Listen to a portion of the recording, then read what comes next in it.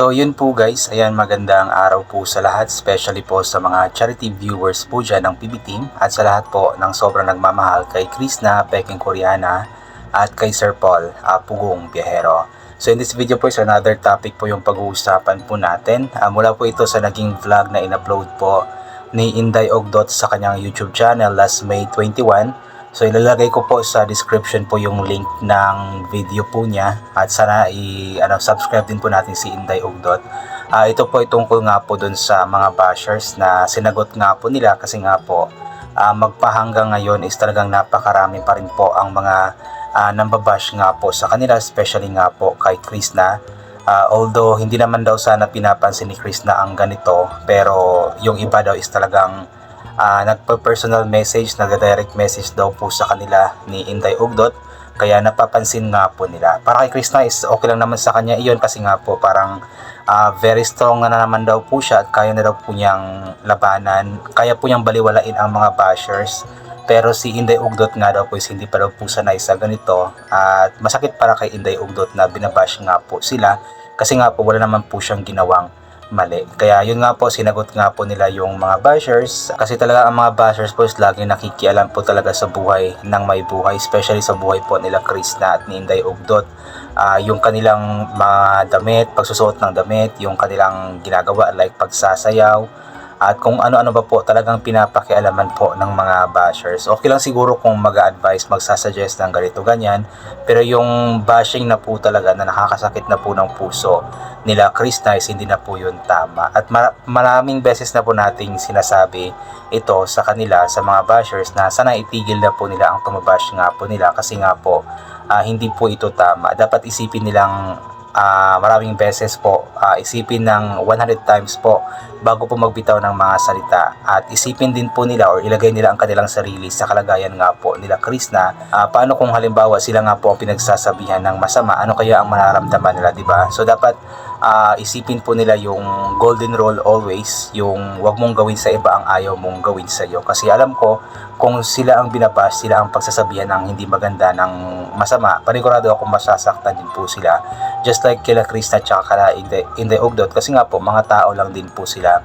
Even though sinasabi ni Krishna na strong po siya, ganito ganyan, pero tao din po siya at alam po natin na ang tao po is nasasaktan sa mga salita po, mga masasakit na salita po ng mga tao. Kaya sana itigil na po natin, love lamang po always, huwag po tayong mambash ng mambash. Kasi nga po hindi naman po tayo Panginoon, 'di ba? Ang Panginoon nga po, 'di ba? Kasi hindi po siya nagja-judge ng tao, hindi po siya nagbibigay or nagsasalita ng masakit na salita para sa mga tao. Ang Diyos na nga po yun, 'di ba, na perpekto. Tayo pa kaya ng mga tao na hindi perpekto. So ang Diyos lamang po ang perpekto dito sa mundo at hindi po tayong mga tao. So wala po tayong karapatan na magsalita ng masama, wala po tayong karapatan na mambash po ng ibang tao. At inuulit ko, ilagay nyo po ang inyong sarili sa kalagayan nga po nila Krishna at alam kong mahimasmasan din po kayo.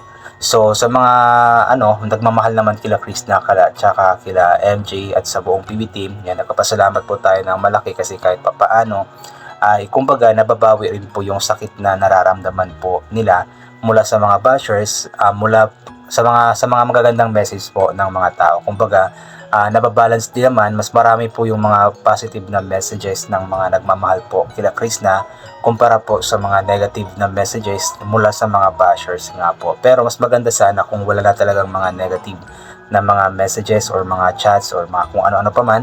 Pero yun nga, dahil nga po nasa social media nga po sila, so very normal lang po talaga ito.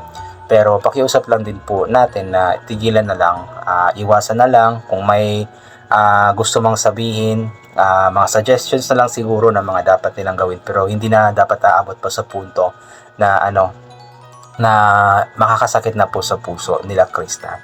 Sabi nga po ni Krishna na usually daw po sa mga nambabash nga po sa kanila is yung mga lola na po talaga, yung mga nanay na po talaga. Di ko alam, siguro dahil nga mga retired na po sila, so wala na pong ginagawa sa buhay, so marami na po silang oras na mambash or mag-comment ng kung ano-ano nga po sa social media, which is hindi po yun tama. At sana kumbaga mag-guide din po sila ng kanilang mga anak sa mga ginagawa po nila kasi hindi po yun tama. Kumbaga dapat nga sa mga ganoong edad, diba, dapat is maging mabuti na, maging mabait na, magpakatino na kasi nga po mga ilang taon na lang at talagang babawian na sila or babawiin na sila ng ating Panginoon. Kaya dapat ituon na lamang sana nila ang kanilang mga pansin sa paggawa ng tama at pagmamahal sa kapwa at hindi yung nambabash nagko-comment ng kung ano-ano para sa kapwa, especially kila Krishna. So ito po, basahin po natin yung iilan po sa mga komento ng mga tao po na nagmamahal po kay Krishna, kay MJ at baging sa PB Team. At pasensya na po pala baka may naririnig po kayong kumakanta sa background, may nag-video okay po sa kapitbahay. Anyway, mula po kay Mamo Obeka Channel, ayan, Mamo Becca Channel siguro ito. No bashing please, spread love, peace, happiness, and hope sa lahat. God bless sa mahusay sisters and family. No skipping ads, watching always here in Lakeland, Florida, USA. Ayan. So diba, sabi ni Ma'am is no bashing at spread love lamang dapat po. Peace and happiness po at hope sa lahat. So yun po dapat, huwag po yung mag-comment po ng hindi maganda na nakakasakit na po sa puso ng iba. Carolina Baltar, huwag nyo na sila pagpapatulan. May mga tao talaga hindi happy sa success ng iba. Tuloy lang kayo sa mga ginagawa nyo. Ma-stress lang kayo dyan. Pasayan nyo lang sila kasi one day maging supporters nyo din yan. Actually, yung mga bashers po na iyan, dati po yung mga supporters na kumbaga siguro medyo na yung isip, medyo nauntog siguro kaya biglang nag-iba ang ihip ng hangin. Pero balang araw, kapag mahimasmasan na po yan sila at mawala na po yung epekto ng pagkauntog nila, baka sakaling babalik po sila sa pagiging supporter nga po ni Krishna. Kaya yun, ang mas magandang gawin na lang para sa kanila is ipag-pray po na sana matauhan na po sila at maging maayos na po ang kanilang pag-iisip at pakiramdam sa puso. From Akta Kuyan, ayan. Sa mga bashers, sabihan ninyo na God bless you always. Hihinto yan kasi makonsensya sila at dagdag din sila sa viewers. Hayaan lang, go lang. Mag-vlog kayo palagi. God bless. Actually, yan po yung ginagawa ko. So, hindi man sa lahat, pero sa iba po ng mga negative comments, especially may mga nababash pa din naman po sa akin. So, nire-replyan ko po sila ng God bless you. Yung iba naman is humihinto, hindi na nagre-reply. Pero yung iba talagang anak talaga ng devil siguro. Talagang anak ni Satanas kasi kahit nasabihan mo pa ng God bless you, talagang hindi po tumitigil. Pero hindi naman lahat. May mga iba pa din naman po na tumitigil din naman at nakokonsensya. Janeline Zapeco, ayan. Tama yan, magsalita kayo, huwag kayo manahimik kasi yung mga bashers di talaga nakaka-move on kahit anong mga pinagsasabi. Di nila iniisip na makakasakit sila sa kapwa nila. Yung bashers mo, Krishna, di ko nila lahat halos parang nanay, lola, auntie at mama mo na. At huwag kayong makinig sa kanila about sa mga pananamit niyo kasi wala silang ambag sa buhay ninyo. Mas maraming nagmamahal sa inyo dahil nagpakatotoo kayo, kaya minahal namin dahil totoong tao kayo. Totoo naman po yun. Kumbaga, kung pagbabasihan po natin yung positive sa negative, mga nasa 99% po yung positive. Kumbaga sila po yung mga taong nagbibigay ng positivity kay Krishna, nagko-comment ng positive kay Krishna, nagmamahal kay Krishna. And siguro mga nasa 1% or baka below 1% pa nga po yung mga negative comments, yung mga negative people na nambabash nga po kay Krishna. Joanne Di Mamay, nainggit lang yan sa inyo kasi dami sa inyo nagsuporta, idol. Basta dito lang kami, nakasubscribe sa iyo. Magkapatid, wala lang magawa sa buhay. Basta kami masaya pag nagka-upload kayo ng video ko ng mahusay. Sister, totoo naman na talagang mga inggit lang naman ang mga yan. Siguro nainggit sa sobrang kagandahan ni Krishna, nainggit sa maraming nagmamahal kay Krishna, sa pamilya ni Krishna. Kaya namabash po sila. Kaya hayaan na lamang yung mga yan at talagang magiging kung baka titigil din po ang mga yan, ipag-pray na lamang po natin na matauhan nga po ang mga yan. Christy Lostina, ayan, ipapatuloy nyo lang ang pagiging mabuting tao mga anak. Sadyang may mga taong perfectionist. Gusto nila kayong ikumpara sa ibang mga vlogger. Hindi naman dapat na ganon kasi may kanya-kanya kayong gusto. Kaya piliin ninyong maging masaya.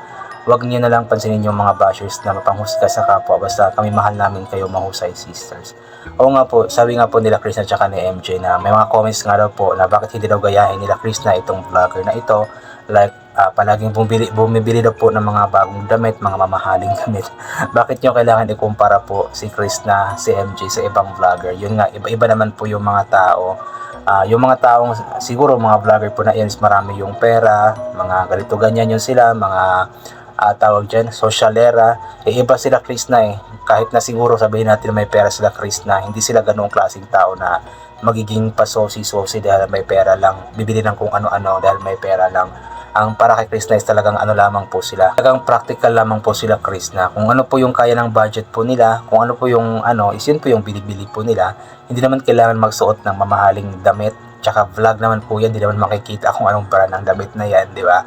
Okay na po yun, ang importante may sinusuot, di ba? Yun ang importante sa lahat. Hindi na kailangan pang bumili ng kung ano-anong mga damit dyan at gayahin yung ibang mga vloggers. Kasi tayong mga tao kasi is mga unique po tayo.